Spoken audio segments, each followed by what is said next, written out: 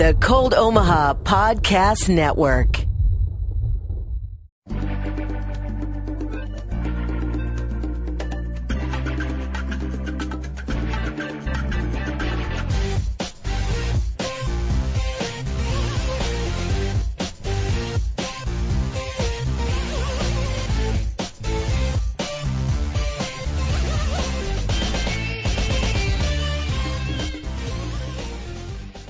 Hello and welcome to Procedurally Generated. I'm Henry Bell, and joining me today are Tom Schreier and Brandon Bowling. Guys, how's it going?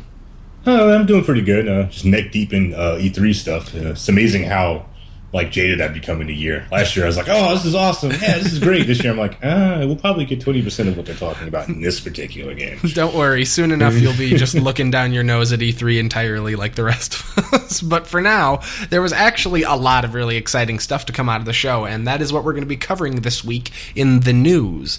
But before we get to all of that, we're going to get things started with just a couple games that we've been playing this week. And if you guys don't mind, I would like to go first here real quick and talk about the new Elder Scrolls Online expansion, Morrowind.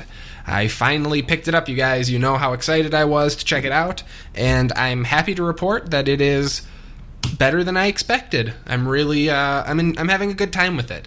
It's no main title Elder Scrolls release or anything like that, and you guys know I'm kind of lukewarm to Elder Scrolls Online in general. It's a lot of fun. Probably my favorite MMO that I play right now, but it's just not the most compelling of games. It's kind of what I play as filler more.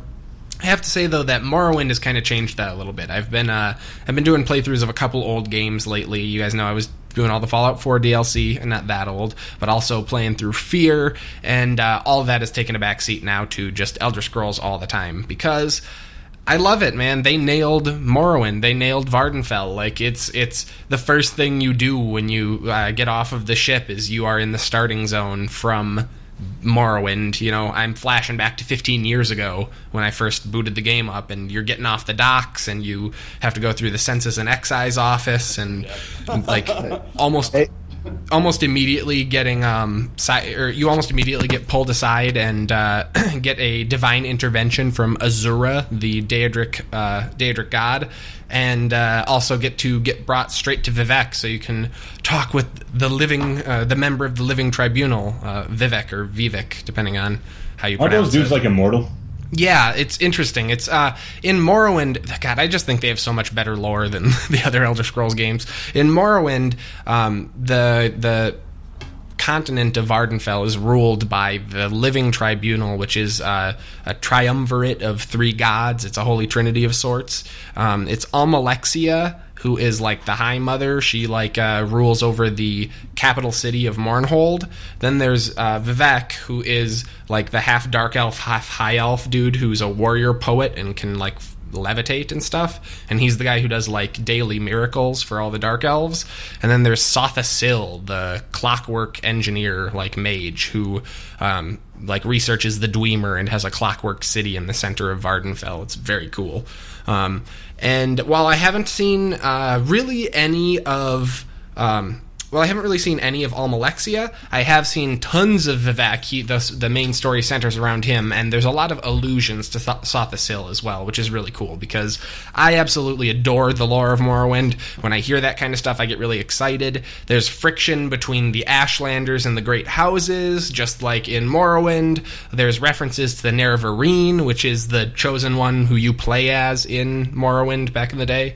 Because for those who may have forgotten, Elder Scrolls Online takes place 200 years before the events of Morrowind and all that.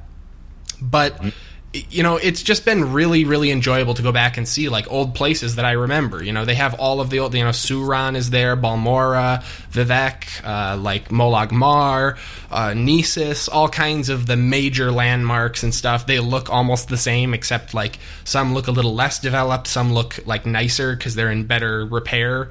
It's just been really, really enjoyable, and it's cool because you learn backstory that's kind of backstory for Morrowind, since chronologically this takes place beforehand.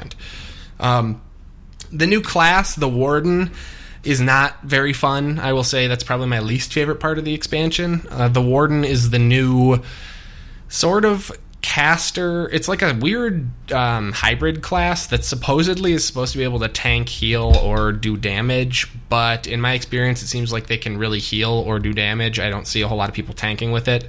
Also, just as far as damage goes, they don't have super high damage output, and it's yet another dual wield / bow class, which is almost every class can either dual wield or use a bow with their stamina builds, which is just a little bit disappointing. It'd been nice if they'd had a class that was a little bit more of a unique play style. From the perspective of a WoW player, it plays a lot like kind of a mashup of like a hunter and a death knight. It's got a lot of like tanky frost abilities, and then you have summons. It's interesting. It's neat enough, I guess, but I played a warden to level 8 and then went back to my high elf sorcerer, who's, I think, a lot more fun to play. But yeah, it's been really cool. They've got great characters. Divyath Fear is there. They've got the Telvanni mushroom towers, and they've got the, all of the awesome Daedric ruins and stuff. They've got the Nyx hounds and all the different enemies from Morrowind that are so cool and unique. The like bug-like enemies. There's a lot of time spent in like Quama mines, which are where they mine the eggs that are kind of the main staple food of Morrowind. I mean, it's just overall really, really cool to just be immersed in the lore. And this is the thing that I feel like the Elder Scrolls Online has done better than any other MMO and does not get enough credit for, and that is the world building is wonderful in this game, to the point where my buddy came over last night and he wanted to see the new game and see the new expansion, and I basically spent the whole time I was showing it to him just showing him the differences in building styles and stuff. It's like, this is an Ashlander camp, or this used to be an Ashlander camp, and so this entire town is built inside the hollowed out shell of a giant bug. Like, that's dope. That's super cool. But then you go to a town controlled by the Hlalu, and it's like a bunch of sandstone stuff. And then you go to a town, Vivek City, and it's cantons rising out of the water. Like, it's just very, very cool, and it's a really nice change of pace, like, considering that I feel like the architecture and stuff in Skyrim, and really Oblivion for that matter, were a bit lacking in comparison. Yeah, I can see that. Yeah. Just a quick question. Yeah. Do you know the pricing on this? Like, if I were to get this, do I have to pay like a 60 base and then something on top of that? Yeah, the way it works, it's 60, I think. It's 50 or 60 for Morrowind. But there's I think it's 40 for just the Morrowind expansion. But I think you can buy like the standalone full game for it's either 60 or 80. Let me just double check for you real quick. Yeah, they do have like a version. You can just get the Morrowind edition, and that is for PC on Steam. It is $40 for the upgrade, $60 for the like full version, which comes with Elder Scrolls Online Tamriel Unlimited Edition, and then Morrowind expansion. So, I mean, it's a pretty good deal. I mean, honestly, $60, considering I paid $60 a couple months ago for the gold edition, which didn't include Morrowind. I don't think that's unreasonable. No, yeah, that makes sense. And honestly, the amount of content and the size of the world that they added is pretty impressive. It's worth noting that Vardenfell is probably a little bit shrunk down compared to Morrowind from the original game, though part of that may be that draw distances have come a long way in 15 years. But, yeah, I mean, when you're like, I can see Vivek from Seyda-Neen, something's a little weird, because that used to be like a 5-10 minute walk. Now it's like you can sprint or just get on your mount and get there in 2 minutes. But I don't know if that's world compression or if that's just, like I said, a combination of better move speed and view distances. It could be either. Especially because in a game like Morrowind, it was very easy to get sidetracked and distracted. Maybe if I beelined for Vivek, it would have been closer. Or Vivek, excuse me. But, yeah, the price is pretty reasonable if you ask me. And one of the coolest things about the expansion is it's all leveled content, meaning you can roll a level 1 character and go to Morrowind, or I took my level 22 character to Morrowind, and all the quests are leveled to your character. So you can do it at any time, and you always will get rewards for it, like, according to your level. That's nice. Yeah. I think it makes it really great for someone like me who kind of dabbles in ESO but isn't really that serious of a player. It gives me the opportunity to jump in and not feel like, oh, like, because there's a couple expansions in the game that are like, you can do this at any level, but we recommend being at least this level so you have enough skills to be able to, like, combat these enemies. But Morrowind doesn't do that. They just kind of say you're good to go. And I can attest to the fact that I got from level 1 to 8 as a warden really easily. It's not like some of the other DLC where the enemies are significantly harder than the equivalent at your level in a starting zone. So they did a great job balancing it like that, too. Overall, I think it's a total blast. I'd highly recommend it to people who were fans of Morrowind and maybe already own ESO. If you don't own Elder Scrolls Online and you've been waiting for an excuse, this may be the one. I don't know if I could recommend it at $60, but if you could get it on sale at maybe $50, I think that's a solid deal. And then for people who are on the fence about it still, honestly, it might be best for you to just watch some gameplay videos. It's really going to be, this is a tough sell, because the thing is, remember, it's $60, but there's no monthly fee. You can pay for the ESO Plus membership, but it's not required. The only real benefits are some additional storage space and a 10% experience bonus. So if you're not really into the cosmetics and stuff like I am, there's no reason you need to be paying the monthly fee. So $60 flat, not that bad for an MMO with that much content. Certainly not one with the quality of quests and voice acting and both single and multiplayer content, if you ask me. I might pick this up. It's a lot of fun. Serious. I mean, it's a lot of fun, and for you, since this would be probably one of your first serious MMOs, I think it would be an even better fit, because it seems like the most ardent ESO defenders and the largest portion of players that I talk to are people who it's their first MMO and they played it because they really liked Skyrim, basically, and they wanted more. Yeah, that makes sense.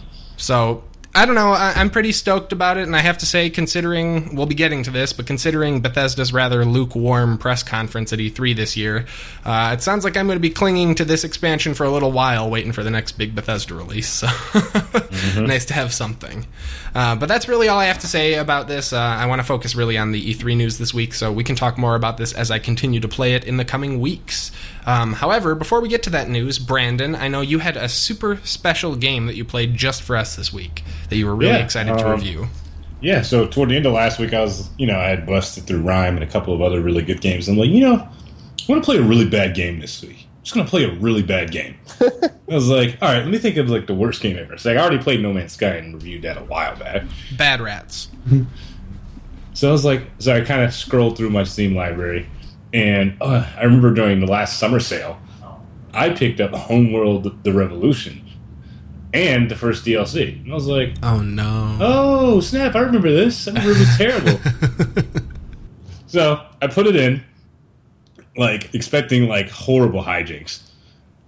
And then I was like, oh, wait, this is not nearly as bad as I thought it was going to be. I was like, wait, what?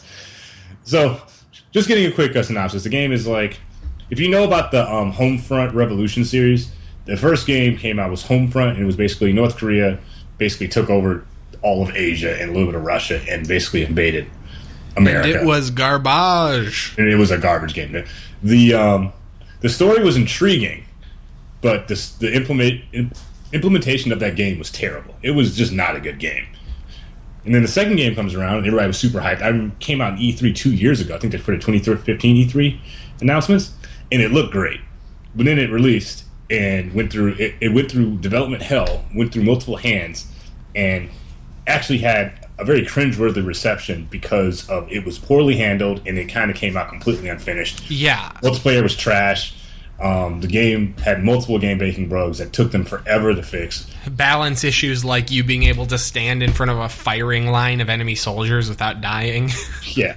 It was just not good. So that game effectively died. Terribly. So I was like, all right, well, it's been a year. I haven't touched it. Let's see how horrible it is. I started playing it, and I'm like, no, this isn't bad. Because at the end of the day, I started playing. I expected to put it down in like an hour. I put it down 3 hours later, and kind of wanted to play more. I was like, God damn it, Brandon. What the hell is going on here? So the best way to describe this game, I was actually thinking about this for a while, is this game is like a freshly completed puzzle. Because none of the parts, because I actually went back and looked at the E3 coverage for it way back, all the stuff that they covered is actually in the game now. But it's literally a freshly built puzzle. It's like the pieces are kind of like just barely put in. Like you can see the picture, but it's kind of shoddily built. I mean, it's a very, very... I think a lot of people's issue with it wasn't that it was outright broken. It was that it was an incredibly mediocre shooter for $60. Mm-hmm. Yeah, at the time, it's an incredibly okay game. Because, I mean, what did you pay for it? Like $5? I paid $10 for it. Sure. Yeah, I would actually say $20 is pretty solid for this game now, after all these years. But the content is pretty good, and the map in the game is actually really, really, really good. Like, I was impressed by what they did with the map, because it's verticality. You're playing as like a rebel trying to get rid of the Korean army, rebuild America, and like they make a good point of letting you know that, because like all your weapons are like shoddily built, and they have this feature which is like the quick swap ability. So in the 2 hours I played, I unlocked 2 guns and got upgrades so that my 2 guns became effectively 6 guns. So I had like a full arsenal like 3 hours into the game, which I thought was amazing. And it was so cool because I would just look at a situation and be like, oh, I can take care of this at range. So I take my battle rifle and turn it into a sniper rifle and then just start popping off from a distance. And then, of course, oh, wait, there's a truck that came out. And then I switched my sniper rifle into a rocket launcher that basically shoots the American flag and just blow things up. I'm like, oh, this is cool. Like, this gimmick is kind of fun. Which makes me say this game is, like, kind of okay. But at the same time, like, I do have, like, multiple gripes with it. It's like, this game does not have polish. It has horrible polish. It is never polished. For example, like, one of my major gripes is, like, the gun recoil. The guns all feel different and all have a punchy feel. But the recoils feels really boxy. Oh. Like, the recoil works, and there's even bullet drop, which I was kind of happy about. But the recoil is not well implemented. It just needs that extra bit of polish to smooth it out. Sure. You know, the stealth mechanics work rather well, actually. Like, you can get caught, and if you break line of sight, they'll look for you a bit, and then, you know, go back, which is pretty fair and relatively forgiving. But stealth killing is kind of have a couple of issues with, because if you're crouching and quietly walking up to stealth kill somebody, after you do it, you default to a standing position. And I'm like, no, that's not a good thing, because I'm supposed to be stealth. Standing, that's a problem. Stealth kill a guy, then stand up in the middle of the field. Yeah, then they have like varying like stealth kill animations. Some of them are good, like quick, snappy, and easy, and some of them are just like way too long-winded. Sure. And there's even environmental kills. So if like you run up to somebody and stealth kill them against the wall, like you'll end up jamming their face into like a window or something. Hey, like, that is cool. I love environmental kills. And I can't praise the map enough. The map looks really good, and on top of that, there's verticality and there's corridors. So I actually will hit an enemy, and then a bunch of people will start running after me. I'll duck through corridors, run down some stairs into like a small tunnel, and then run back out on the other side of the street. Then I run across, and a car pulls up, starts shooting at me. Then I run to a building, jump up a couple of floors, cross like a makeshift bridge. I'm like, wow, this is really well done. And the maps vary. Like there's like, right now I'm in like yellow zones or red zones. Yellow zones are like occupied areas where people live, and red zones are like straight up war zones. I mean, okay, so we get it. You were surprised. Surprised. So let's hear the other side of it, though, because I have to assume there's no way you went into this and you're like, this is a 10 out of 10 game. Like, this should never have been. My main gripe is just ultimately the polish. Like, a lot of I didn't experience any game-breaking bugs. My suggestion would be, you have the option to super sample it to, like, really tighten up the graphics, but I wouldn't suggest that, because this, when the game starts to fall apart a bit, the load times become really long and there's excessive pop-in. The game's optimized definitively just for 1080p gaming. It's just like an aggregate of just a bunch of small gripes that could have been polished out, but they didn't. This game also came out like right after we were starting to get tired of like the Far Cry mechanic, which is like collect all the things, explore all the areas, climb all the towers and stuff. And this game kind of more or less falls into that mantra, because it was successful for an extended period of time. I mean, Far Cry 3, Far Cry 4, or even Primal, and just about every other open-world Ubisoft game kind of followed that mantra for an extended period of time. Combine that with poor reception and shoddy development, that's kind of what killed this game. I think the reason why I like this game is that when you play it, you can tell that at some point, before things hit the fan, the way that the maps are situated and the weapons and how things look, you can tell that developers really did care about the game, but then too many fingers got into the pot, and then things just went to hell.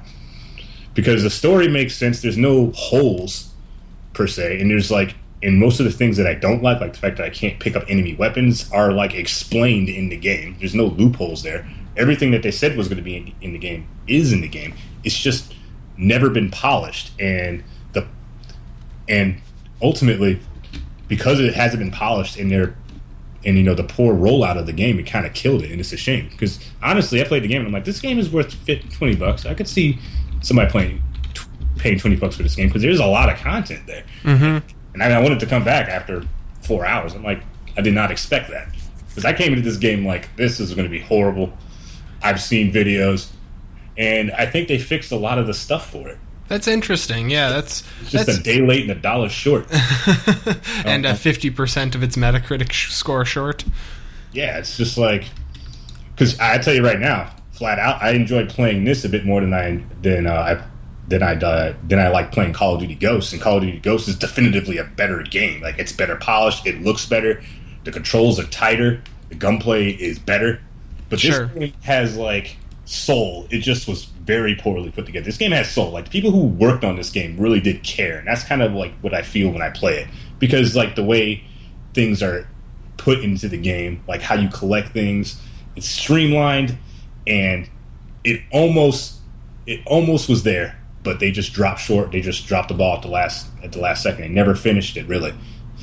And that's the shame, because if they had given this game one more go-through, like 1 or 2 more go-throughs, skimming everything out, this game would have been good. But sure. Yeah, it's a shame. But I'll be honest, looking through the reviews on Steam, it does look like almost all of the recent reviews are much more positive, and the negative ones are kind of horse shit. Like, yes. The negative ones are like, this game ain't worth the money, it's just lame.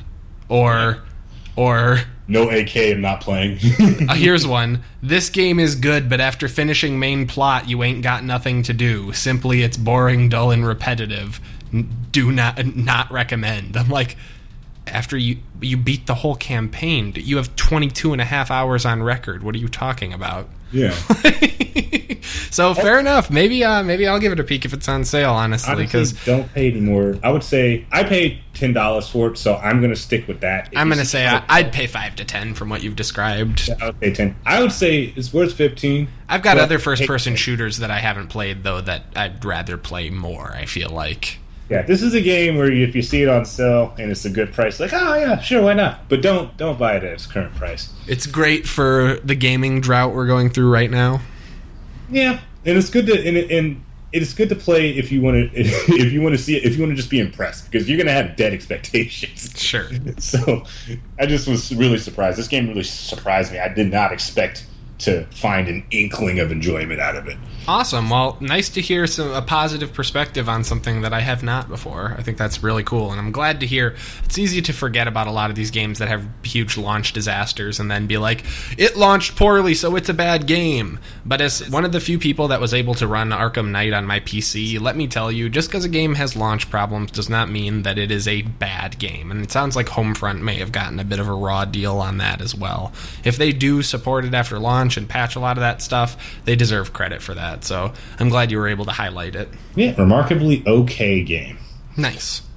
Well, that is going to do it for what we've been playing this week, but we are going to jump right into the news because, as I'm sure all of you have been waiting to hear, we're going to be talking about this year's E3 press conferences. That's right.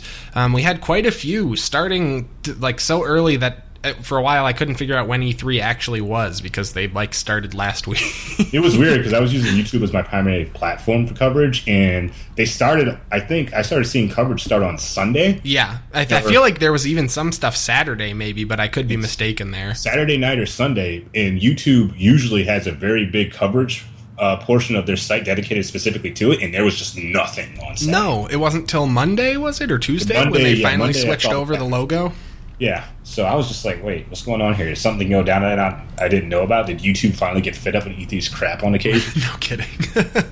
Well, the good news is we've rounded up a bunch of that info that's been just dumping out onto everyone's feeds for the last week. If you're anything like me, it's been a bit overwhelming and you could use a bit of a hand parsing through some of it. So we're going to talk through all of the major press conferences this year, a little bit of what we're interested in seeing, and just kind of discussion on some of the other news. First up here, we have the EA press conference. That's right, we got news about quite a few big games that I'm actually pretty excited about. First up, we have Anthem, the new BioWare IP. Brandon, I know you're pretty into this. What you want to talk about it? This is kind of your style, sci-fi mech suit game. Yeah, so I was looking at it, and this is where the jaded part kind of came into me a bit, because it looked really good from initially. So if you've watched the E3 trailers, it's effectively BioWare's response to Destiny. Because Destiny, even though it was lacking a lot of things, was actually a relatively successful game and garnered a pretty strong player base. So this is, they've actually been very clear that they said that this is their response to Destiny. And the game effectively starts off where you're in a pseudo-post-apocalyptic town that has a fantasy sci-fi vibe, and your character, I think, is like, I don't know, it's not a traveler, but rather like a type of mercenary. Yeah, they call a freelancer, I think they said. Yep, freelancer, yep, that sounds about right. And your job is especially to go out beyond the walls and collect and do all these jobs so that you can support this city. And the gameplay kind of pans out to you stepping into your own personal power suit, which increases your height significantly. It's kind of like it's kind of like exo armors, except full body coverage. Mm-hmm. Super interesting. And then they proceed to jump to. They simply walk to the ramparts of this city and then jump off the edge. And it's a very cool scene. It's a very cool scene, and the BioWare tried to make it very clear that your character is in game at this point. So you're jumping from the city into the world, and there's no loading screen or anything of that nature. In fact, I think that the intro, too, is all in-engine controlled stuff. Yep, and it looks really good. This game shows a lot of verticality. The environment that they showed off was like very heavily post-apocalyptic jungle. Very reminiscent to something maybe like an even more overgrown Crysis 3 kind of thing, or maybe even some like what's the dinosaur game that just came out? Ark Survival. Yeah, even some Ark. No, Robo Dinosaur. Horizon Zero Dawn. Yes. I was thinking more Horizon. Yeah, so it has that, but with extreme verticality. They show off some of the like skills that the suit has, like a rocket launcher, jetpack. You seem to be gliding. Seem to have like a powered glide. Yeah, Brandon and I were arguing before the show. We were trying to decide if you can fly or if it's just like a swooping gliding thing. Yeah. I think it's just gliding, only because I don't think we actually saw somebody like gaining momentum going upward. We saw a lot of swooping down and then back up. But I'm trying to think if we actually saw someone take off and fly up. Yeah, it's weird because the suits were like they were being boosted forward. Mm-hmm. But at the same time, there was no going up. But then again, there was no reason to go up. Yeah, exactly. I mean, it's worth noting, when you say extreme verticality, we're talking like several thousand feet. Yeah, and that verticality also includes underwater spaces, which is really nice. I have concerns about the game. So first of all, it's a response to Destiny, and I do like the competition, but I don't like knee-jerk reactions. Yeah, it really does look like a mashup of like Destiny and what's the Warframe? Warframe, yeah, with the suits and the gliding and stuff. Yeah, exactly. So I always have a little bit of concern of that. Also, this is where the jaded part comes in. That open world looks freaking amazing, and I really hope that's going to be the thing. But like 3/4 of my brain is like, that's probably not going to be a thing. I mean, you might have levels you can access, but I don't think it's going to be exactly like that. Open to the point that you step into a puddle and realize it's like a cave. Yeah. Like, they did a really good job of, like, making that look dope. Yeah, it was a cool scripted demo. Yeah. It's a great scripted demo. It definitely has my interest. It definitely has some buzz to it. But at the same time, I'm just kind of like, man, I don't think they can do that. Yeah, no kidding. I don't think they can do it, but hey, if they can, impress me. Also worth noting, that new trailer featured some patented Ubisoft fake comm chat, which is always amusing. Two partners like pretending to talk through a co-op scenario with yes. some real great voice acting. Like, yes, Jara's gun, I got it. It's like, nice. Yeah, that's the one thing that really got me, because I'm sitting here like, nobody gets a legendary that easy. You know what my thing is, as someone who works in IP phones? Like, my thing is, no in-game chat system has ever had this little latency. Like, no other, you've never been able to talk to someone and not had an awkward pause in between each sentence. Exactly. I'm just sitting here like, and nobody gets a legendary that easily. Yeah, just no pick kidding. it up from like killing a bunch of like low-tier enemies. Get out of here. Even if it is like a mission-based objective. Right. That said, it was pretty cool seeing the different types of suits. Like, we saw a tanking suit, kind of a general-purpose suit, and it sounded like they probably are going to have damage and tanking-specific ones. I don't know about healing. I don't think they said anything about that, but it sounds like you'll have roles, and it also sounds like you have multiple suits, because I believe in the video they said, like, I'm taking this suit out this time. Yeah, which would actually be really nice. The one thing about Destiny that did bother me in particular is that I liked all three character styles, which was... the ranger, the tank, and the sorcerer, effectively. Mm-hmm. And you had to have three different characters, and in order to level them efficiently, you had to put a pretty phenomenal amount of time in that. I would like the same concept where I can choose the tank, choose to be a support, or choose to be a scout, and then move on, and then kind of pick it from there. Because now I have multiple options, gives me a lot more flexibility. If I'm in a group, and we're going to say do a raid or something like that, I can pick specifically what field I want to go into. And I can always have my primary, but sometimes things never work out, and you need to take up a position that you might not be too familiar with, or might not be your main. So you can just swap suits and get right back into the action, rather than swapping characters. And that is cool. Now, I want to keep things moving here just because we have a ton of games to talk about, but Anthem does look really exciting. We'll be talking about it more for quite a while here because the game doesn't really have a hard release date. It's fall 2018, so we got about a year and a half here before it launches. But definitely promising looking, but I think we're all looking for one big feature to separate it from the pack a little bit more than just the gliding, flying stuff. And then we shall be very interested. Yeah. Awesome. Next up from the EA conference, we got some new Star Wars Battlefront 2 footage, which was pretty impressive, I gotta say. We got to see some new maps, throwbacks to the prequels. We got some Clone Wars battling. They're bringing back the battle droid armies as playable characters. Also, we got more confirmation about the different types of classes and got another peek at the upcoming Imperial-led campaign that will be playable in the game as well.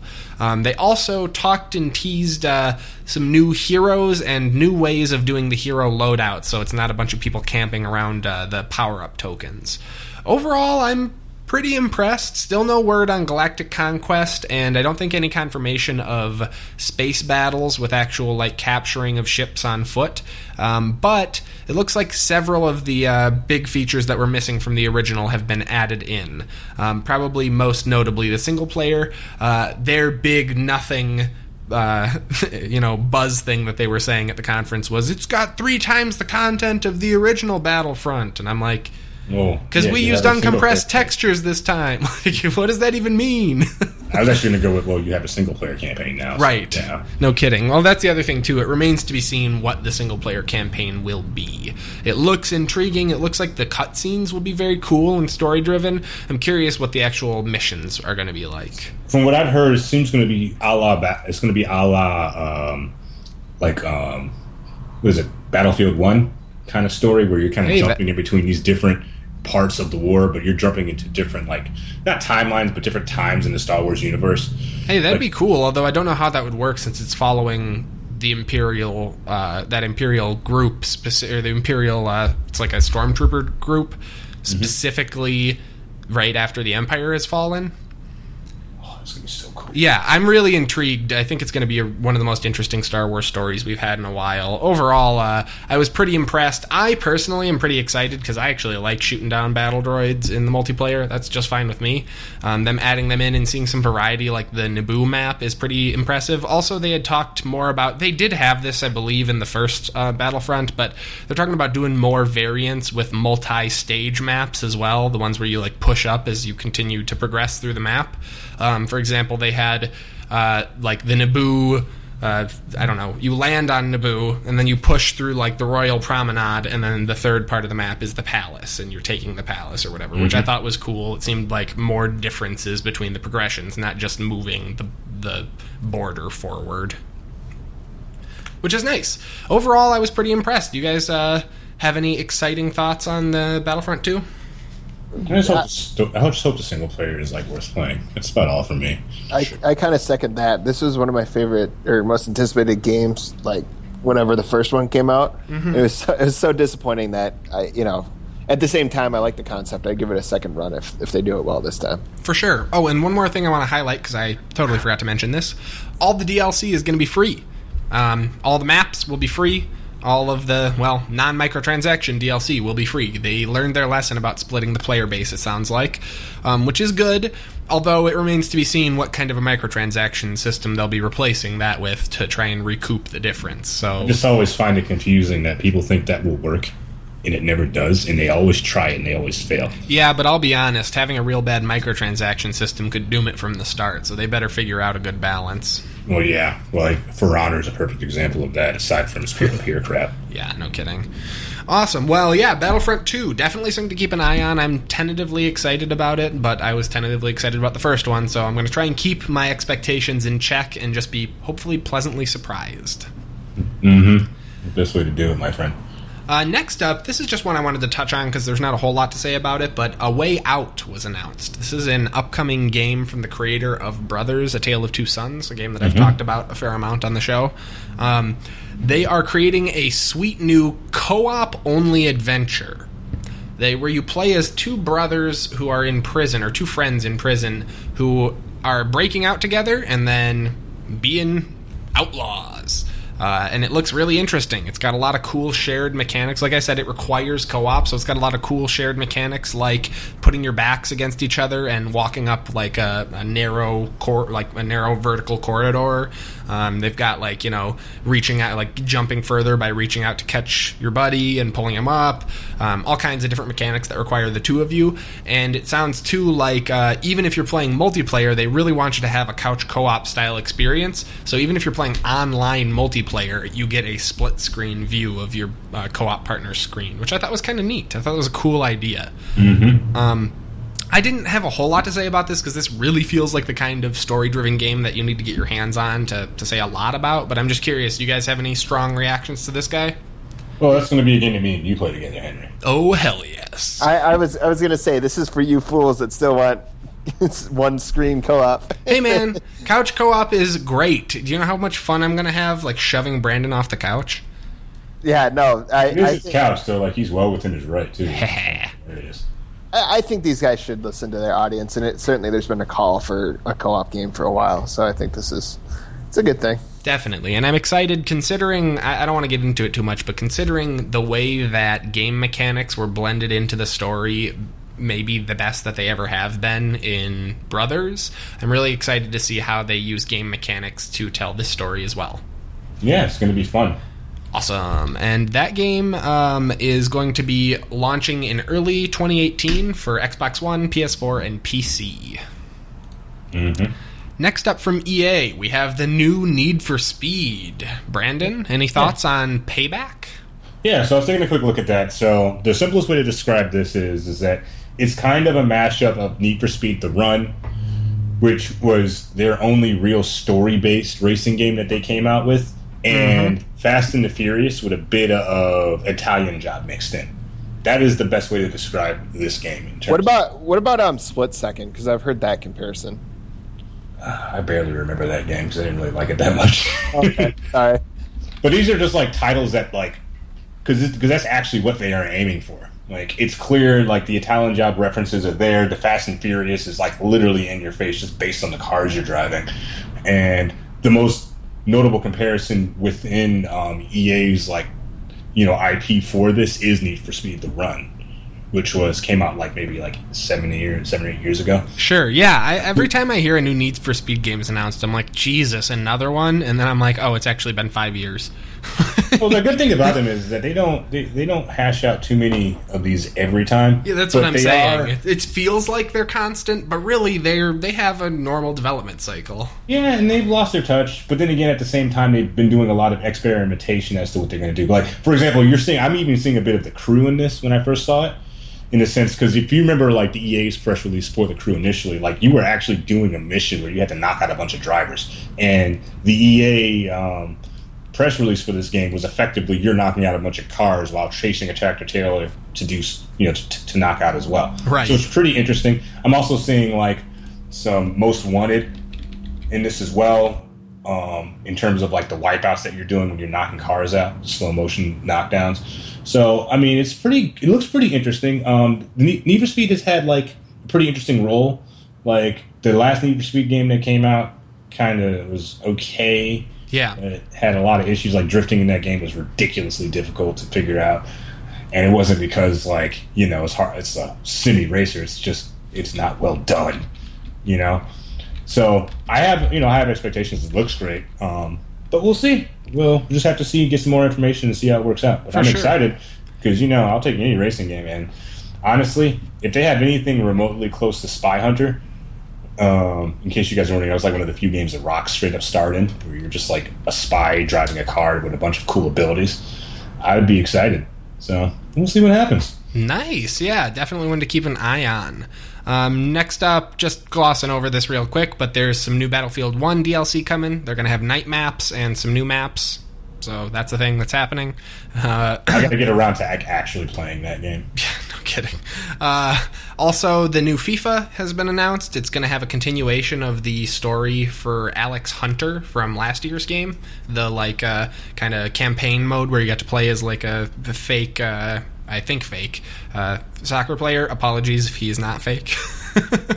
Alex, what is his name? I don't think Alex Hunter. I'm pretty sure he's not real, because I remember they did like some viral marketing where they were like, "Have you heard about Alex Hunter?" And people were like, "Yeah, he's got potential." It's because NBA 2K had one, like, a player, I can't remember, something freak, but Spike Lee created a story and it worked. And it's not a bad idea. As someone who writes about players No, well, for a living, it's a great we're idea. actually about to get to that, because the bigger sports news out of the EA press conference was Madden NFL 18, which is going to be adding the long shot story mode. Oh, yeah, I heard about them. They were teasing this a while ago. This is really interesting. This is going to be the first ever football game with a proper campaign story mode. And, yeah, it's supposedly going to follow this guy from minors all the way into NFL and stuff, and sounds pretty cool.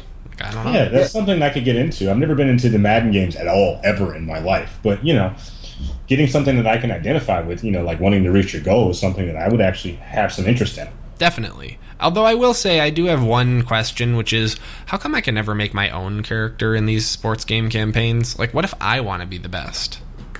The very best, like no one ever was? Yeah. What if I want to be like Mike, but me? The only thing I'm curious about is that I'm surprised they didn't do this while combining. I guess they don't make college games anymore, but the problem is there's not like minor leagues in football. I'm really curious how they make. Sure, it may come up through. Sorry, I said minor because I'm a know-nothing video game player, not a sports guy, honestly. But I will say this: like, football is super interesting because even the stars really aren't guaranteed. I shouldn't say aren't guaranteed much, but like. That's a bad sentence. They make millions of dollars, but like the job security is not there. And so for the guys who like aren't even guaranteed money up front, it is actually interesting how they like progress into the NFL. So I think there's actually a really good story to be had there if they do it right. Cool. No, it sounds interesting. Like, it's definitely something to look into. I'm definitely interested, and if it gets really good reviews, who knows? Maybe I will check it out. It'll be my first football game. It'll be the first football game I've bought since Backyard Football. It'll be the first football game I've ever bought, period. There you go. I suppose technically Backyard Football was a gift, but still. One other really important feature unique to Madden 18 that I'm sure Tom is really excited about. I can't believe he didn't bring it up. Finally, this little-known quarterback, Tom Brady, is getting featured on the cover. Poor guy doesn't have any accolades to his name and finally getting a little recognition. If I'm any NFL player, I hope that I'm 100% serious about this. If I'm any NFL player, I hope it's at the end of my career, because it will be no matter what. So I'd much rather get this at age 37 than at no, age 27. Definitely. I was just giving you the business because like Tom Brady is just like constantly being showered with praise and accolades and all kinds of shit. But anyways, though, I just thought that was kind of amusing. So he gets to be featured on the cover this year. And then last but not least, we have NBA Live 18, which is the next upcoming NBA Live game. And I guess they're going to be competing with NBA 2K18. Tom, maybe you can speak more to this. I haven't really played any of the NBA games personally. Yeah. Help me, I don't sports. Yes, exactly. No, I mean, the big deal with this is, like, in every other sport, pretty much EA has the better game. With 2K, like, as an NBA 2K Sports has the better game. So I think they're just trying to reclaim the crown there. I played 16, I think, and it was really, really bad. So, hopefully between then and now, we'll see a better game out of then. And going to Street Ball is really smart, given that NBA Street, another EA property, was very popular back in the day. Maybe they can kind of capture some of that. It should also be noted, one of the reasons why that game was so popular, aside from, like, the awesome gameplay and the super cool tricks that were just ridiculous, is you could make your own character. Yes, which you can in Live 18 as well. Yeah, and really, it's funny, these games, especially, I mean, God, in any sport, really, it shouldn't be that hard to create a story, because, like, just like general people's stories in each of these sports are interesting in some way. Either it's someone with way too much pressure at a young age, or it's someone who everyone counted out and proved everyone wrong. You know, it's like, I don't get why you have your standard. I feel like that's part of the problem, though, is like, it's like there's two archetypes. Like Brandon's on to what I'm about to say, which is basically like there are two archetypes, and those are them. Like, right, I feel like those are the two sports stories. Like the what differentiates them, though, is like how you navigate that path, right? Yes, exactly. Yeah, so I don't know. I do think. I still think it's a viable story for people who are interested in that type of game. Definitely. But, just from my perspective, I don't know if I care so much about a particular pro player's struggle coming up from the streets as much as I would, like, a character that I created with maybe a little more relatable of a situation, or maybe just, I don't know, it just feels like living somebody else's story is a little odd to me, but maybe that's just because I'm a big role-playing game guy. And I feel like part of that, too, is I don't know, because it's not a real player. If it was a real player, I feel like it would make a little more sense to me. Is it a real player in Madden? No, and that's the thing. Like, so I'm with you. Just hearing you guys, and I'm just reacting to what you guys just said. I think they should allow you to create a player and then maybe choose an archetype and then to experience it for yourself. Like how, sure. For example, for right now in the NBA, there's one guy whose dad is super, like, he's building a brand for his kid. He wants him to play in LA because that's where they're from. And, like, okay, so are you that guy who has to live up to all this hype, or are you the opposite? Are you the guy who, like, played at frickin', North Carolina State or something, and, like, has to prove that they belong with, in the NBA, sure, where a Duke player barely gets in? So I don't know. I just think that's. I mean, I even think you could get really, really, like, emotional with it and say, like, look, you have to perform, otherwise, you'll be out of the league. It'd be really funny if, like, all of a sudden you have to start over because, like, you drop a pass or something. I just think like you could do a lot with that stuff. For sure. Definitely. One last thing I want to touch on from the EA press conference before we move on is they are doing a free week of EA Origin and Access. So Xbox One and PC players can get into that EA Access vault. If you guys don't know how that works, if you pay the monthly fee for EA Access, you get access to a ton of EA games basically indefinitely as long as you're subscribed. In this case, you can play like Dragon Age Inquisition and a ton of other, there's a whole list, but there's a ton of EA games, Battlefront, all that stuff is part of EA Access. You can check them out for free for a week. Maybe you like EA Access. And I will say one thing that's pretty cool about EA Access is that it gives you early access to games that are about to release, so you can play them before they launch and decide if you want to pick them up. So check that out if you never have. And actually, holy crap, we're already 45 minutes in, so we are going to take a quick break here. But we will be back shortly with the rest of the conferences from E3 2017. Don't go anywhere. And we're back. All right, so now that we have wrapped up EA's press conference, we are going to move right into Microsoft's E3 conference for this year. And they actually had a fair number of re-announcements, but also some cool new stuff. So first up, we got a bunch more detail about the new Project Scorpio, which has been officially titled the Xbox One X, in case their naming conventions weren't confusing enough for you. Yes, I can't believe it either. So the new version, so the Xbox One comes in 3 flavors now. The Xbox One, the Xbox One S, and the Xbox One X. Surely grandparents will not get these confused. Yeah, no kidding. Surely no family members out of touch with gaming will mix up the different consoles. Oh, well, this one is only one letter different, and it's $300 cheaper. Well, okay. Not only that, it sounds the same, but is this the Pro or is this something different? The Pro, the equivalent of the Pro? Like, I thought the X was the Pro. That's when I was reading about it. I'm confused right now. So Pro's like a Sony thing in reference to their PlayStation Mini, and their PlayStation. Sorry, Scorpio.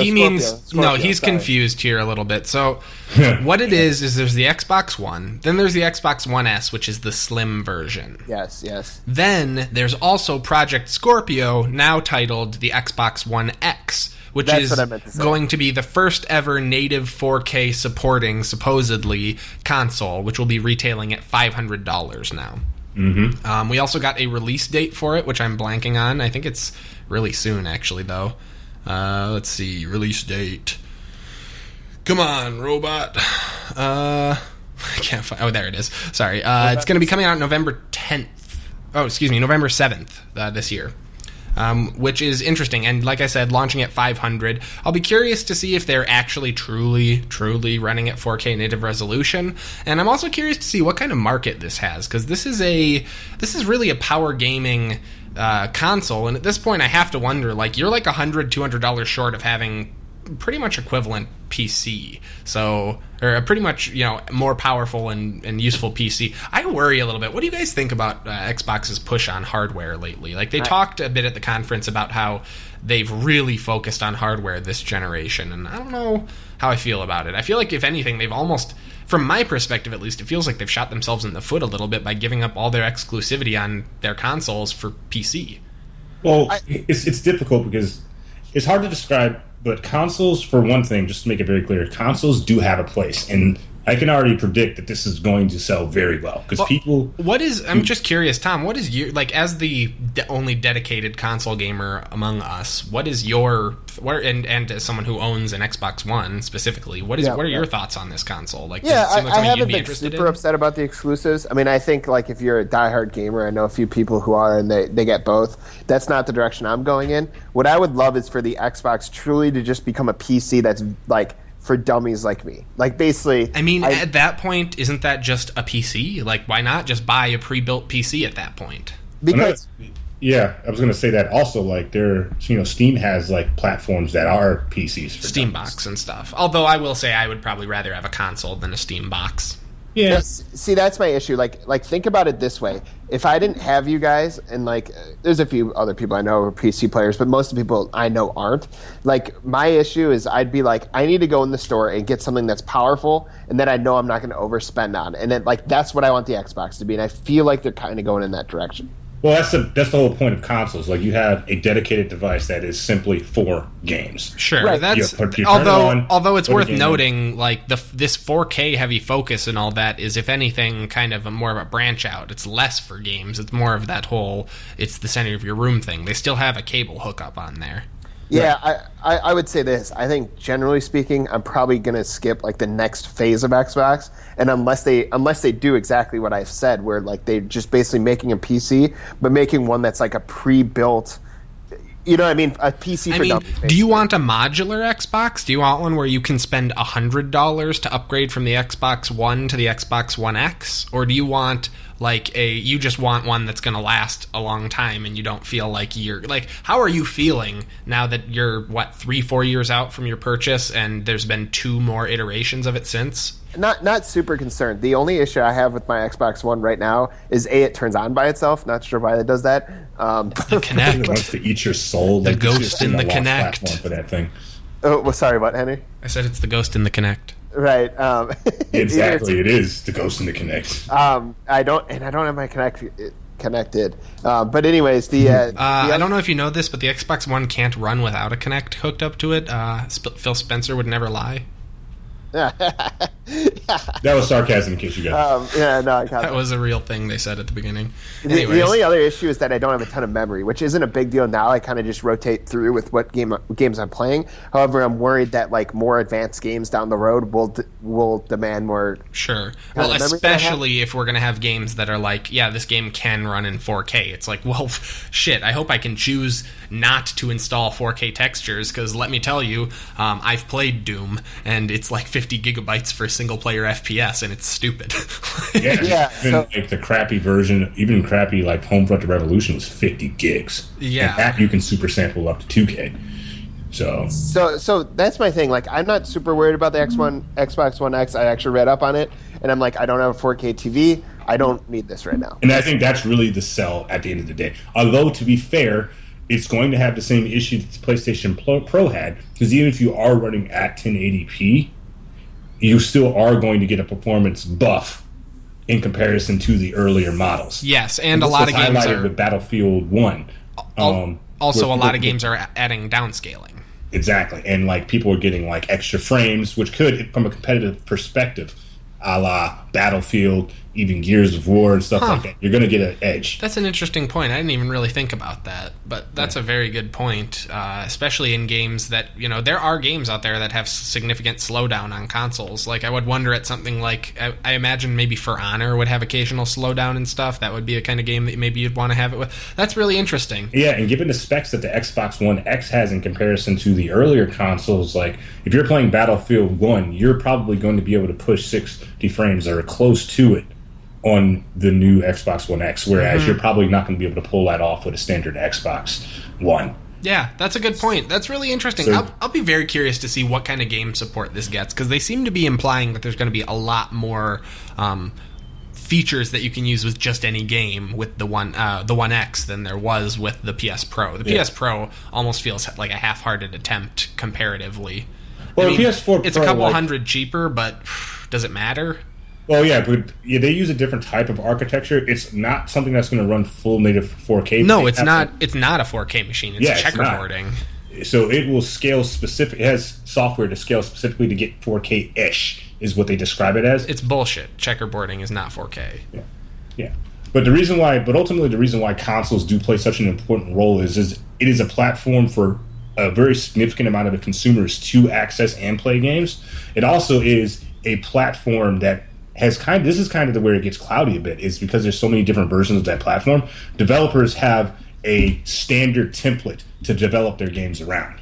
That's why you start seeing like these crappy ports that we get a lot of, like, for example, Arkham Knight. Yeah, fair point. Although the good news is the architecture is going to be the same between this and the other one. I mean, like, theoretically, in terms of development. So they won't have to develop for 2 consoles, quote unquote, just for 2, like, they'll just need to create 2 presets. Exactly. So the template's still very strong and there's striking similarities, but that's where the money shot is. Like, perfect example is World of Tanks.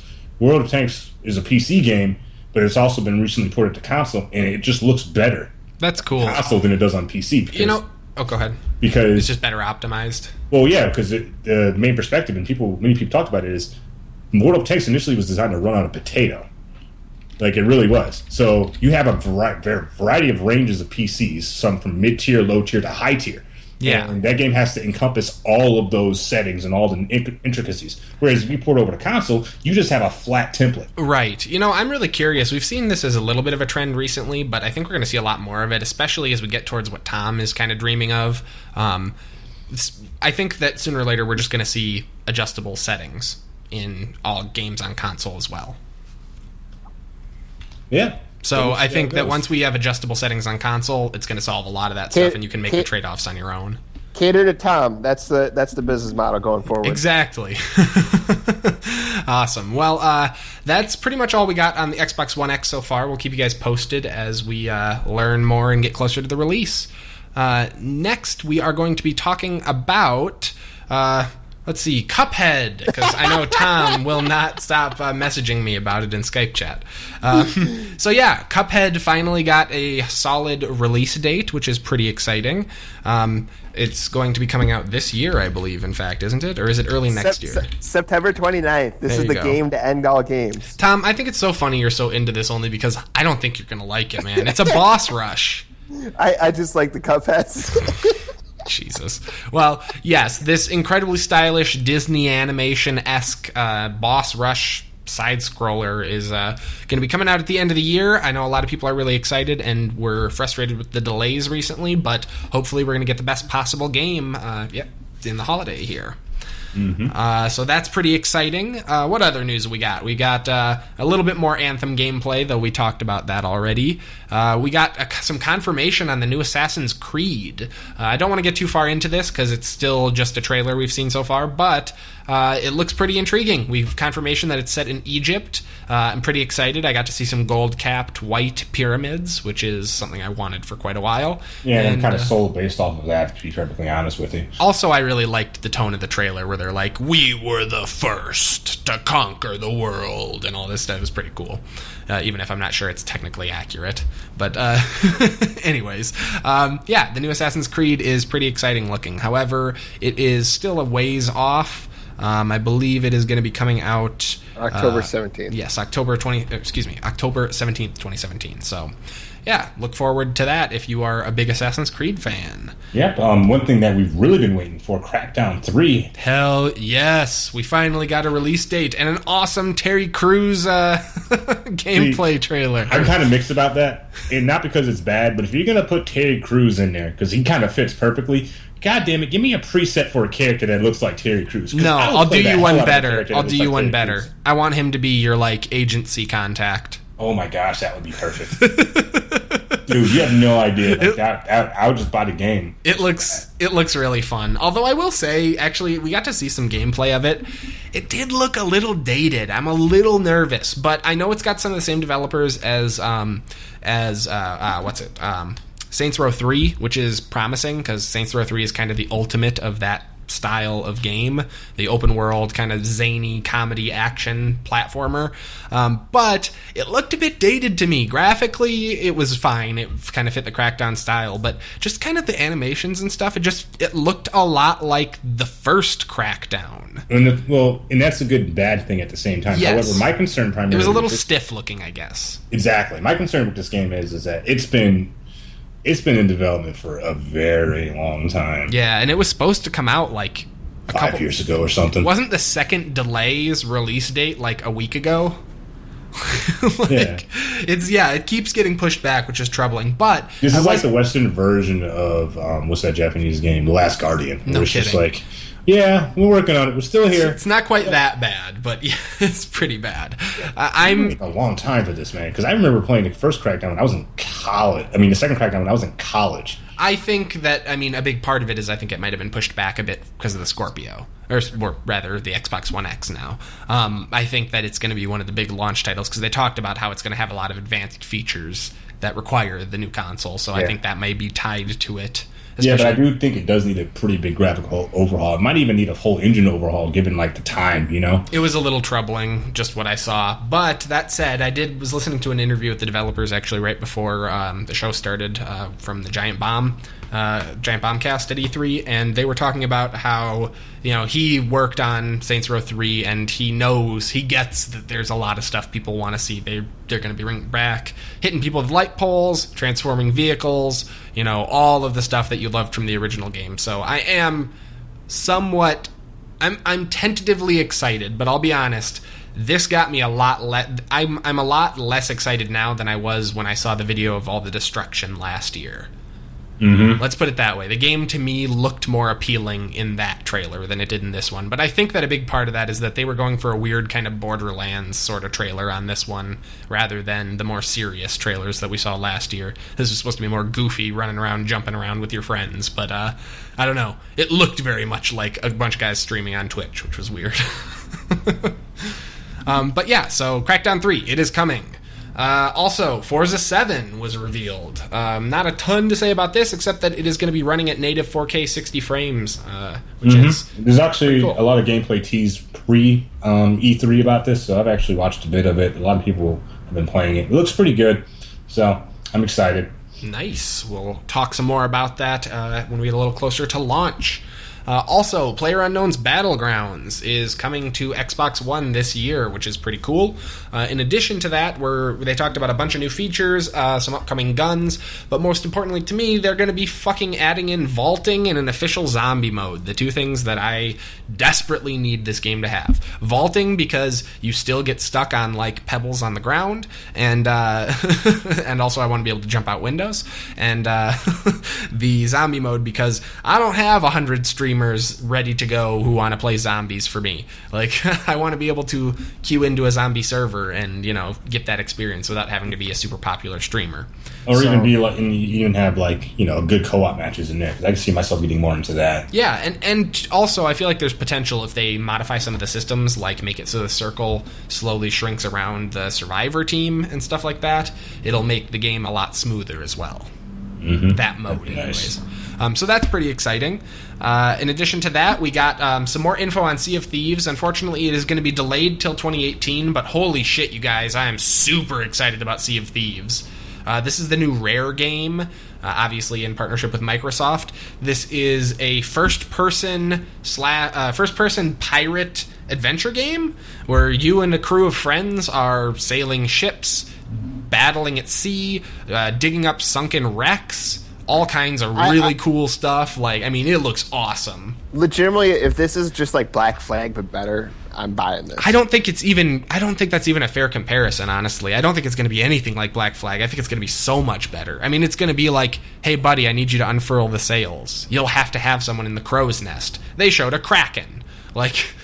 I honestly might buy this game. Oh, I 100% am going to buy this game. My only concern is that I have enough friends who will want to play it regularly with me. Yeah, because it seems like you need 4 or need 6 players to man a good ship. And semi-dedicated, because I feel like randoms would be just an absolute recipe for disaster in a game like this. Like, someone could absolutely fuck everyone's fun up. And if you want an example of that, look up Blackwake on YouTube. Yeah, no kidding. But that said, it looks really promising. I'm really was excited when I saw solving riddles. It reminds me of old LucasArts games. And mashing that up with actually walking a set number of paces and digging up a treasure chest that has no other markings is really fucking cool. That just seems like a ton of emergent, fun gameplay. Also, you can shoot your friends out of a cannon onto the islands. And onto other ships. Hell yeah. Oh yeah, I forgot about that. They had a sweet boarding scene as well. One thing I will say is the combat looks very rudimentary. It looked way too convenient, though. Yeah, it did. It was very scripted. That said, definitely, that's probably the game I'm most excited about coming out of E3, so we'll be keeping a close eye on that guy. Again, not coming out till next year, though. We also had State of Decay 2, which is going to be launching spring of next year. It will be an Xbox One and Windows 10 exclusive. And you guys know I was a big fan of the first State of Decay. Kind of one of my favorite indie pleasures, guilty pleasures, if you will, because it definitely had problems. But the upcoming one looks like a lot of fun. Looks like more of the same. Looks like the engine needs an overhaul. But that said, the gameplay looks significantly more advanced than previously and stuff. It looks like they've got a lot more gun and weapon variety. The building looks more in-depth, and it looks like it has that same roguelike, insane difficulty. They did a really cool thing in the trailer that actually was a little evocative for me. It got me in the feels a bit, where the trailer starts out with a survivor, talking about how the world is all fucked and all this, and halfway through the trailer, he rescues a woman who's being attacked by a horde of zombies, and at the end of the trailer, he gets ripped in half, and she continues doing the monologue, which I thought was pretty cool. So the idea being, there is no main character, you're a group, and so it just moves on without your protagonist if he dies, which is something that's happened to me many a time in that game, and it's very upsetting, but is also what makes it so good. Is there any co-op in that, or was it just I don't actually know. I think the original was single player only. I have to imagine that the sequel... It'd be nice to have multiplayer, but I don't know that it was actually announced. No, I don't think it was announced if it was going to have multiplayer. Honestly, the type of game it is, I wouldn't be surprised if it didn't. Yes, I was thinking as well, actually. It might actually unbalance it to do so, but, who knows? We'll see. We'll have to keep an eye on it. And then last thing to touch on from the Microsoft conference is that there is a upcoming Life is Strange sequel that has been announced, and it will be coming out, let's see, August 31st. The first episode will come out, so it's going to be an episodic guy. And not really a whole lot to say. If you liked the first Life is Strange, you probably will love the second one. If you don't know what it is, watch a YouTube video. There's a lot to be said about it. That was the Microsoft press conference in a nutshell. Next up, we have the Bethesda press conference. Boo. Yeah. Boo. It was so bad. You guys, it was terrible. So underwhelming. So first up, Bethesda thinks we're fucking idiots and is bringing back paid mods under the new title Creation Club. Fallout 4 and Skyrim are going to be getting the Creation Club, which Bethesda describes as a new system, basically where other game developers at Bethesda, and certain members of the community can create new custom content, like a new look for your mud crabs, a backpack, a single weapon that you can then buy for real-life money using credits on their store. It looks really shitty, and I don't understand how they could possibly think this wouldn't come off as paid mods. I want to give them the benefit of the doubt here and say, no, what they're trying to do is to be able to release, like, continual DLC, but the examples they showed, dude, some of the examples they showed are literally mods that exist right now that you can download for free. For example, in the Fallout 4 video, they showed the Chinese stealth suit mod. That is a mod that you can download now. And they're showing it and implying you'd pay for it. And it's like, are you fucking kidding me? Didn't we already do this? Haven't we gone through this before? We tried it, and then it bounced back hard, not only from the community, from people taking other people's mods and, like, actually trying to get money off of them and taking credit. Yeah. Supposedly it's going to be more curated. Supposedly they're promising stuff like... They're making promises they can't possibly keep, like that you can use all the mods with all other mods. It's like, that's not how mods work, Bethesda. Like, you... Henry, if you pay for them, it works. Yeah, that's the thing that's so annoying about it. Is it's like, Fallout 4 has the, Skyrim Special Edition. They have their curated mods that are through Bethesda.net. And let me tell you, if you try and download 2 UI enhancers, they're going to conflict. Like, if you remove a mod that requires, like, an item in your inventory, and it's, like, equipped in your character's hand, there's a chance it's going to crash your game when you load in without it. It's just nuts to me that they would say that it's going to be, like, fully supported and all that, where it's like, do you know what you're promising? Do you realize that means you have to maintain these mods in perpetuity? Like, you guys haven't even finished patching Fallout 4 or Skyrim, for that matter. You haven't even finished, yeah. I reinstalled Skyrim a couple weeks ago, and I still have to use the unofficial community patch. I'm not kidding. Everyone does. It's the most downloaded mod for all of the Bethesda games, is the community patches. That's not good. I mean, it's Bethesda. It would be fine if they weren't going to then turn around and, at some point, am I going to have to pay $5 for a community patch to fix the game Bethesda made me pay $60 for? Serious question. Call back to the beginning of the show. Does Elder Scrolls Online have this problem? No. I mean, Elder Scrolls Online. I mean, I guess, what do you mean? Like, do you have to patch this stuff and all that, or does no? I mean, it's an MMO, so you can't run mods in it. Okay, it's like Warcraft. You can run, like, UI stuff, like Warcraft style, but it's not like you can add in new weapons and stuff like that. I gotcha. Yeah. But yeah, it's just interesting to me, because that's the other thing, is these mods are for single player games. Like, so what you think I'm going to pay? I don't care how good a sword looks. I don't care if it has custom sounds and a new quest attached to it. I ain't paying $5 for a fucking sword. That's what I paid for the Vault-Tec DLC. You know what I'm saying? It's like, how much was Far Harbor? $20, and you're telling me 4 backpacks is the same value? Like, fuck you. It's what happened to, like, the value of $1. Remember when people used to judge whether a game was worth buying it based on the length of time they'd play it or the amount of fun they'd get out of it? Like, it just seems weird to me, especially because I'm about to get to this, but Bethesda announced Skyrim for, like, 4 more consoles. And it's like, Jesus, you guys, this is a 6-year-old game. Like, for Christ's sake, which, let's move on and we'll talk about that. So, this Creation Club, I'm hoping it's going to be new content that is the quality of at least the worst of the DLC that already exists, Wasteland Workshop. But, if it is just straight up paid mods again, get ready for another epic full episode of Henry complaining. Because, holy shit, I swear to God, not just Bethesda. you, like... The epic complaints the last time they tried to pull it off from the community in general. It is infuriating, yeah.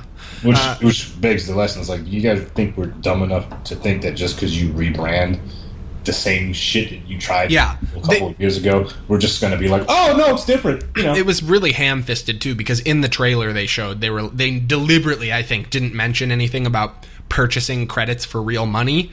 But there's a scene where they're showing the interface, and it shows they have 0 credits. In the bottom right corner, it says, buy more credits. No. You fucks. Anyways, we'll keep an eye on it, but I'm very concerned. Very concerned. We have some new Dishonored 2 DLC announced called Death of the Outsider. So, new Dishonored DLC. I'm kind of curious. I haven't played the first one. I actually got Dishonored for free on like Games with Gold and just fell in love with it, and that's why I ended up buying the second one. First of all, it's a race against time for me because I was an idiot and played without weapons or without abilities. Yeah. You madman. So I'm hoping comes out September 15th. I'm hoping by the 15th I'm ready to play this. Right. But no, I mean, I think the good news is if it's called Death of the Outsider, you probably won't have powers anyways. Yeah. No, I mean, from the beginning, I really thought this through, and I was like, I'm just preparing myself for the DLC. But no, I'm curious if they develop the characters a little bit more. I love the setting. I felt like the characters could have used a little more work, and certainly the story. Now I haven't finished, to be fair, but like the story was not as good as the first one. So sure, I like the idea of learning more about the Outsider, though. He's probably the most interesting character. Mm-hmm. Yeah, and the most mysterious. Completely, and to be fair, like I see it a little bit like Fallout 4. We talked about this on the last show. Look, I love the setting. I had a lot of fun with the main game. I actually like the story of the DLC, the one you literally just mentioned, Far Harbor. I actually like that story better. Maybe this is going to be the case with this game too. Sure, yeah, totally, and that would be nice. Maybe they built the systems up with the main game, and this will be their big story push. And I'm fine with that. Nice. Definitely exciting. We'll be keeping an eye on that as we get a little closer to release. We also got some info about a sequel to The Evil Within, which is pretty exciting. Shinji Mikami, creator of Resident Evil, is going to be making a sequel to the pretty well-selling game from last year, so that's pretty cool. Yep, I didn't watch any video because I'm too much of a softy on that kind of stuff, so... Is this a kid's game? Yeah, it's for children only. It's rated E for everyone. You should totally buy it. It's kind of like Cuphead, except even friendlier. Nothing is better than Cuphead. Oh, God. All right. Let's keep moving here. We also got some information, weirdly not during the Nintendo conference, about Skyrim coming to Switch. It's going to have Amiibo support, so I guess you can maybe like put your Link figure down and get Link outfit. Which you can already do with mods. Like, the Daedric gods, and like when you put it down, like buffs any of the Daedric. Dude, don't even joke. Do you know how sick it? Like, do you know how much money I would pay for a full collection of the Daedric gods from Elder Scrolls? Yes. I want the 9 Divines. I will pay like $15 per amiibo. I swear to God, I would love that. Is this existential question? Is this a paid mod? Yeah, basically, yes. And that's why I did say, if you didn't catch it, you can already do this with mods. One of the first things they mod into every Elder Scrolls game is Zelda outfits and Final Fantasy outfits. Yeah, that's funny. Yeah, not surprisingly. So yeah, that is a thing that's coming, and I'll probably pick it up because I like Skyrim and I have a Switch and I'm intrigued. Also, it's going to have some really, really limited waggle controls, it sounds like. Waggle. With the motion. I won't knock you for that, Henry, because I did buy GTA 5 for PlayStation 3, PlayStation 4, and PC. Well, and to be fair, Skyrim is... I probably have played a lot more Skyrim than you have GTA. And I stand by that. I agree. Next up, we have Quake Champions is got its beta live again. I'll probably be checking it out soon. Also, they're going to have a $1 million esports competition on August 26th during QuakeCon, which is pretty exciting. That's a nice, decent prize pool for a first-person shooter, especially one that doesn't really have an esports scene at the moment, and should give us an idea of what kind of audience reception we're going to have for that game. And then last, but most certainly not least, we got details on the new Wolfenstein game, and shit, it looks awesome. Dude, I thought he was still going to be dead, but I'm kind of happy they brought him back. Looks so good. Yeah, featuring things such as wheelchair first-person shooting combat, and amazing cutscenes with Disney-style rotoscoped, I guess, hallucinated chameleons, and also, like, amazing music. The whole trailer was set to Donkashane, which I absolutely loved. I mean, it looks really, really, really exciting, and it was really weird too. It like introed with this weird abstract, like whatever the Nazi television is in this alternate world. It was very, very weird. But it's like the old TV 1950s. God, what was the name of that? Old Yeller. It was like it was like old. Well, yeah, it was. It was like Old Yeller, but really unsettling. Like, it just was weird, because they used, one of those, like, Panzer Hounds or whatever. But, so Wolfenstein 2 is coming, and I'm super stoked, and it's going to be sweet, and we'll all play it and talk about it. But, for now, that's going to wrap up the Bethesda E3 2017 press conference. Oh, my goodness. A couple more to go, you guys. We're almost through. Next up, we have the Sony press conference. Excuse me, the Ubisoft press conference. Sorry. So from the Ubisoft press conference, we got to see a new trailer for Beyond Good and Evil 2, which I'm excited about, but also really nervous about, because I just don't quite get... It looks so different from the first Beyond Good and Evil, and the weird live-action cutscenes are kind of unsettling, but I'm really excited because it sounds like it has a ton of potential. Definitely something we'll all be keeping an eye on. We also got to see our first instance of what may be the strangest crossover I've seen in video games, which is really saying something. We are getting a Mario and Rayman's Rabbids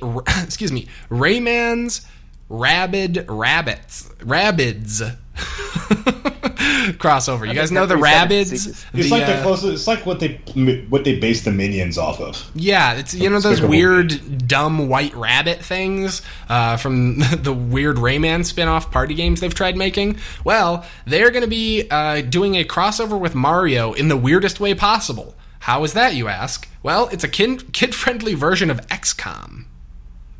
Yeah, this is a little sketch. It's weird. It looks really good. That's the thing. I'm probably going to get this. It looks pretty great. Like, it looks like a good XCOM game. Like, just with a kid, paint job over the top. Honestly, the one thing I'll say, Nintendo has 100,000 problems, but, like, one of them, it's got 99 problems, but polish is not one of them. They usually do things right. Yeah. So, maybe this works. Definitely. I saw stuff like knocking people back and, like, up onto different parts of the stage and stuff, which looked pretty cool, and, like, I don't know. I feel like there is definitely some real potential there. I'll be curious to see how in-depth they actually go with it, and maybe, are they going to bring underground base building mechanics? Somehow I doubt it, but will I have an upgradable castle? That would be cool. Definitely another one to keep an eye on. Speaking of, Brandon was talking about the Crew earlier. The Crew 2 has been revealed, and it's going to have boats and planes. Hopefully not nearly as many ridiculously aggressive microtransactions this time. Yeah, and, but DLC still kind modules. of looks more or less the same to me. Yeah, it looks very similar, but the Crew was one that had potential, I thought, from like the pitch. Like, it was something that even I thought I might be interested in, so who knows? Maybe it'll turn out to be decent. Hopefully they learned some lessons from last time. Yeah, but it's still going to be in the U.S. I think they're going to add a couple more cities. That's fine with me. If they do a better job with the map and honestly just give us a better selection of vehicles and don't gate like main story quest style content off, then I wouldn't care. Like it had potential, I thought. It just failed to deliver on almost every. It was just not as good as it could have been on almost every facet. I feel like with more polish, there's potential there. Exactly. We also got a little more video of Far Cry 5. Watch it for yourself. It's a lot, but it looks intriguing. It looks interesting. More confirmation it's set in America. It looks cool. Sorry, there's really... God, they don't use, like, church towers as, like, the seeing eye towers in, like, every other Ubisoft game. Yeah, I'm sure they'll bring back towers. Don't worry. I hope they don't do that. Let's see. We got some more, another trailer for the new South Park game, The Fractured But Whole, which is pretty exciting. Yes, we know. And it looks really great. It's that upcoming superhero game, so yeah, look forward to that. And some more Assassin's Creed stuff, which we talked about. That's pretty much it for announcements from the Ubisoft press conference. Honestly, I feel like they kind of shot themselves in the foot because a lot of their good stuff was had already been covered by other conferences. Yeah, because Ubisoft's primarily multi-platform based. It's just kind of weird. It's kind of difficult for them to really have a bunch of WoW stuff. What they should have done is held off a lot of what they gave to Sony and Xbox and just kind of did their own thing specifically on their games and stuff. Because they're not really bringing out mind-blowing tech, and it's their games that really matter. I would agree. Now, we did see a couple for of their big IPs, but it just felt kind of underwhelming. I don't know. We all kind of expected almost everything on here. Beyond Good and Evil is definitely exciting, and Mario Rabbids was the standout, I'd say. Yeah, the one thing that I find confusing is that like they announced. I don't remember watching, but I saw the gameplay for Assassin's Creed on Ubisoft. I saw the announcement for like Sony or Microsoft, I think it was. Yeah, Microsoft, I think, had the actual announcement. And that's what confused me. I'm like, what are you doing, dude? Yeah, this is like your major IP that everybody's been anticipating because you took a year off. I know. I don't get it either, but I think part of it is because it allows them to have more time to do like demos and stuff at the end of their conferences and kind of focus more on the other games if they split it out. But I don't know. That is kind of true, yeah. I can see where you're coming from. Because like, I have to remember, too, like, they're at E3 for a little bit different things than, like, say, Sony. Because Sony is also marketing a platform. They're a platform. Like, they hold a pretty significant market share for the console. So they have a different, like, avenue, I guess you could say. Definitely. And speaking of Sony, actually, we can move right into their press conference, which was the next one. First up, we got to see a fair amount more gameplay of Days Gone, that zombie game that I repeatedly was praising for its seemingly fluid dynamics of zombies pouring in, which is pretty cool. It looks intriguing. We got to see a couple different things in the trailer. We saw some traps. We saw a bunch of motorcycle stuff, which was pretty neat, although didn't look super awesome. It looked pretty cool, though. You got booster, and you could go off ramps, and it's kind of open-worldy. We saw the character get hit by a trap and then jumped by two, like, bandits who he killed off and went to go rescue a buddy in a camp. And he did a really cool move. Their focus was stealth in this one. So he's stealthing through into their camp, and he gets in there, and he finds, like, a fence that they've built across the river that runs into their camp. And he slips through a crack in it, sees there's a horde of zombies opposite them on the fence, plants like some C4 on it, blows it, and then the zombies all they hear the noise and come rushing in. And it really looks like noise is going to be a really big thing in this, because when he detonates that's when they come rushing in. There's another point where he leads some zombies in, and it's not until you hear a gunshot that like you see a whole horde start moving to that location, which was really cool. He's like looking off a cliff and he can see them all coming at the bottom of the trail, which it looks pretty intriguing. I'm definitely excited, but you guys know I'm a sucker for zombie games, so we shall have to see. Mm-hmm. Yeah, I'm kind of excited, but still tentative in my intent. So for sure. We also got to see some more of Become Human. Actually, it was basically the same trailer I think we had last time, but this is the upcoming David Cage game that is going to be featuring android/replicant type guys trying to figure out how they fit into society and stuff. It looks really interesting. I would watch the trailer. It's a David Cage game, so there's not a whole lot that we can really say about it. It's going to be like interactive cutscenes kind of thing. Think Beyond Two Souls type thing, but hopefully just a little bit better. I love David Cage, so I hope that it's good. We got a new trailer for God of War, Dad of War as it's being called. And it looks great, you guys. The story looks great. The combat, I'm really excited. I love that they're doing Norse gods. Kratos is kicking it with the World Serpent. Like, come on.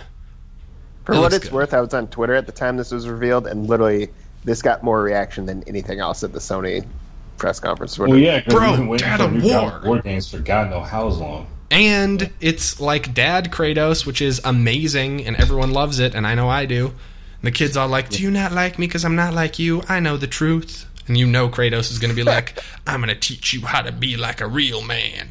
I'm excited. I think it looks real good.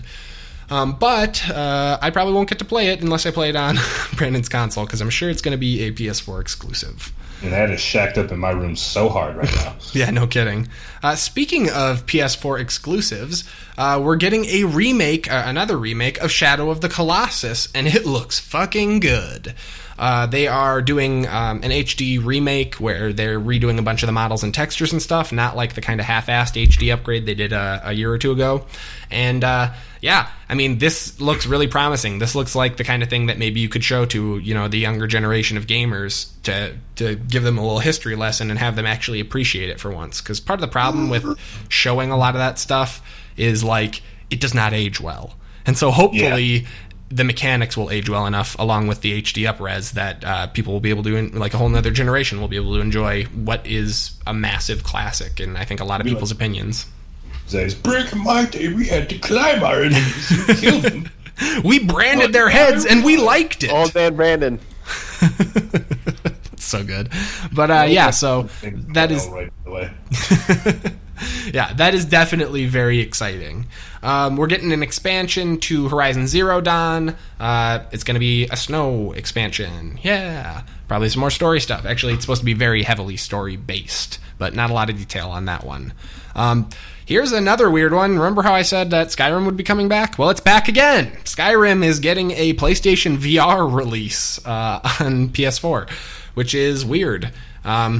It looks kind of rudimentary. Like, it looks kind of like they just tacked VR into it. I have to assume it's a little more than that, but you got the weird wiggly floaty hands now in Skyrim, so you can use your move to control that stuff. What? Why don't they do this? How does your stamina work in that? What do you mean? Like, you know, you have your stamina bar? Presumably the same way. You just can't do power attacks. Because I'm sure, like, power attacks aren't determined by the speed you swing your arm. I'm sure it's like you hold a button while swinging. Yeah, I'm intrigued.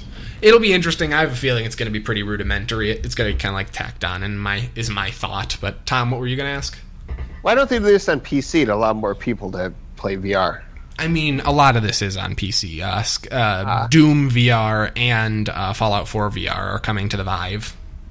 Yeah, no, I knew that. I feel like Skyrim would be a good fit for PC VR. Yeah, I mean, yeah, I don't know. If it's not already, I imagine it will be soon. But it's weird. I don't know. I think that a big part of it is people don't want games that are existing games with VR tacked on. They want VR dedicated, like games designed to be played in VR.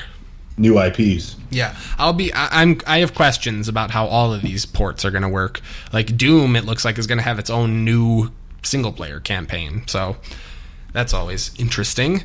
But yeah, and then last but certainly not least, the new Spider-Man game that I'm super mad is going to be a PlayStation exclusive because holy shit, it looks awesome. All right, look, I'm a Sony fan, and I do love having a PlayStation, but come on, don't gate such good stuff. I know. How are you going to gate Spider-Man like that? We've been hurting for a good Spider-Man game since Spider-Man 2. Like, so unacceptable, because it looks great. I mean, it looks really, really cool. It looks like all the combat is heavily inspired by the Arkham games with a healthy mix of like quick time that feels more natural. Like the way that you can kind of like it's very one of the Arkham Asylum things that's very reminiscent is you can kind of like quick zip to basically any surface, sort of like the gargoyles in Arkham. And yeah, the combat just looks really cool and free flowing as well. It looks like too you have several gadgets. Like we saw Spider-Man throw down like a almost like a claymore mine on a wall, and when a guy walked by, it like exploded and sucked him into a web, which was pretty cool. Yeah, it looks real neat, and I'm sad that I probably won't be able to play it unless I again somehow convince Brandon to let me borrow his Xbox, or excuse me, his PlayStation. Come on, Brandon. But yeah. Definitely looks cool. Oh, and the trailer revealed that Miles Morales is going to be in the game as well. And for those of you who don't know, that is the Ultimate Spider-Man, from Spider-Man from the Ultimate Universe, and he is a really cool character who a lot of people are big fans of. He's like a younger guy, and yeah, I think that it is really cool to see multiple Spider-Men, since we always see all the different suits and stuff through time. Why not several different alternate universe Spider-Man? I'm into it. I'm excited. And that is pretty much it. There's a couple little things we can touch on. There's a lot of crossplay that's going to be coming to Xbox, Nintendo, and PC, which is really exciting. And we'll be talking about that in more detail later. But one thing we should mention coming out of the Sony press conference is that Sony is notably absent from all this crossplay planning. And they've basically said, yeah, you know, we can't really claim that we curate online communities if we let other communities in them. And we're like, dudes, Nintendo is joining with Microsoft. If Nintendo thinks it's okay, then it's probably okay for kids. Since when has Sony been the bastion of protecting your kids? It's just ridiculous. But they've always been like that. I mean, it's about money is what it's about. They're winning the console wars right now. Why would they... why give you the option to not have your friend buy a PS4 to play with you? Mm-hmm. Is my theory, but yeah. So that's a thing as well. I don't think it's so much of a theory, more of a fact. It's getting tiring now. Yeah, I agree. And then lastly, out of this conference, or sort of side out of this conference, was the announcement of Dragon Ball FighterZ. You guys, holy shit, this looks so good! It's the Dragon Ball Z fighting game I have been waiting for. It looks very much like sort of Marvel vs. Capcom.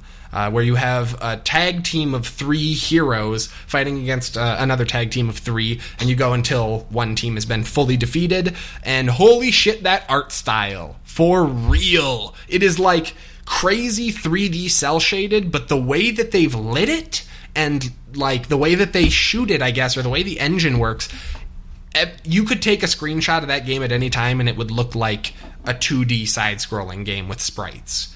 It's weird. It looks like it's the anime. It's almost hard for your eyes to follow because it so seamlessly will switch from looking like a 2D image to changing perspective slightly so it's clear it's 3D. You guys know what I'm saying? Do you guys watch this trailer? It's fucking crazy. No, it looks great. I'm really excited, and we haven't had a proper, in my opinion, Dragon Ball Z fighting game ever. We've had a bunch of... There may have been some way back in the day that were Japan-only releases, but it feels like all the Dragon Ball Z games are these weird arena fighters like Budokai and, Xenoverse and all that.